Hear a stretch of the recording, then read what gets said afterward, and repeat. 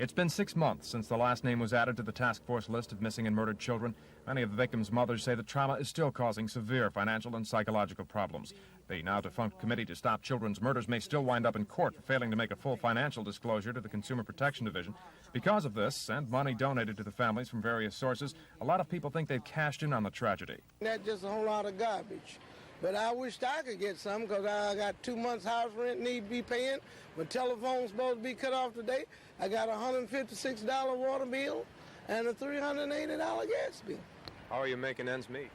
I am not making them meet. I'm just existing. I don't know. I haven't really thought about the money. What I'm saying is that all I could do is hear that we got some and it's owed to us and we don't get it. And we haven't got it.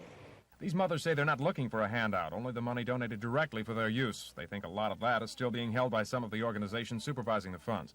It's not clear exactly how much the mothers have already received. One told me about $4,500. Mrs. Evans and Mrs. Smith say it's much less. These people functioned, they survived somehow or other before this happened.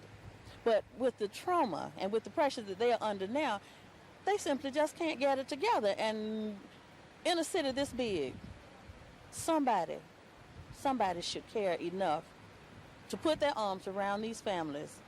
And sometimes it's not the money. Sometimes it's just reaching out and say, I care. Ann Maxey had been involved with the STOP committee. She admits the group wasn't able to provide any direct aid to the families. And despite the cloud of suspicion over STOP's fundraising, she claims the organization served a useful purpose. Some of what the mothers say is true. The SCLC, for instance, has $30,000. They say they'll use the money to pay for funerals if the tragedy isn't over yet. If the cases are solved, they say they'll divide the money among the families. But it's impossible to ignore the money raised by STOP, the mothers' own committee. The families may need help and need it badly. But until STOP makes a full accounting, there's a good chance the community will continue to be skeptical. John McKnight, Action News.